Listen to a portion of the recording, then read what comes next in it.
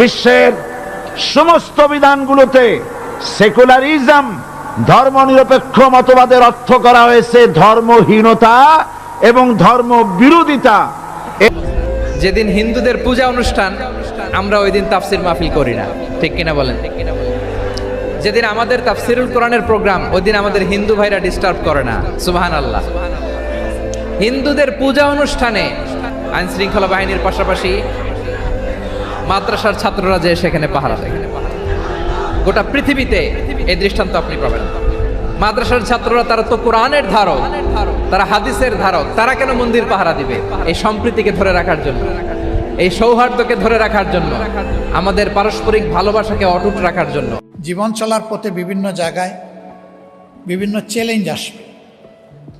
কিছু মানুষ তার বিনয়ের পথটাকে রুদ্ধ করে দিতে চাইবে, তার সরল এবং সত্য পথের উপর চলাকে বন্ধ করে দিতে চাইবে, তাকে বিভিন্ন প্রশ্ন মানে জর্জরিত করবে, কুতর্কে জড়াবে, তার উপর মিথ্যা অপবাদ আরোপ করবে।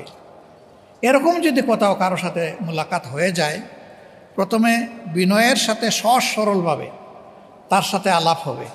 যদি মনে হয় যে সে তো হার মানার লোক না, সে যে কোনো মূল্যে সত্য মিথ্যা হোক সে জিততে আসছে, এই ক্ষেত্রে আল্লাহ তাআলা সমাধান দিয়ে, ঔষধ দিয়ে বলছেন, এখানে ঔষধ হলো সালামা, ওর শান্তি কামনা করে এখান থেকে চলে যাওয়া, আল্লাহর দেওয়া মূল্যবান সময়কে নষ্ট না করা।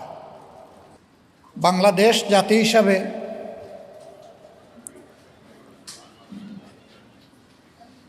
এখানে মিলেমিশে আমরা মুসলমান, হিন্দু, বৌদ্ধ, খ্রিস্টান দশকের পর দশক ধরে বসবাস করে আসছি।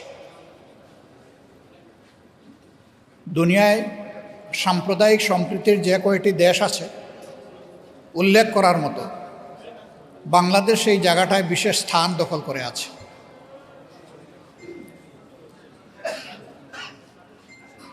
এখানে যারা আছেন তারা মানুষকে তাদের কর্তব্যের ব্যাপারে সতর্ক করেন, মানুষকে সুস্থ সুন্দর একটি সমাজ গঠনের জন্য উদ্বুদ্ধ করেন, মানুষকে পরস্পরের কল্যাণকামী হওয়ার জন্য তারা উপদেশ দেন।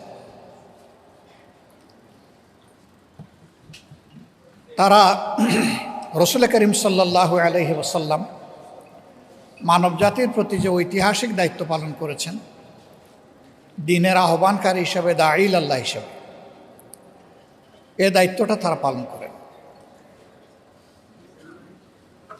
আজকে খুবই ভালো হতো সারা বাংলাদেশে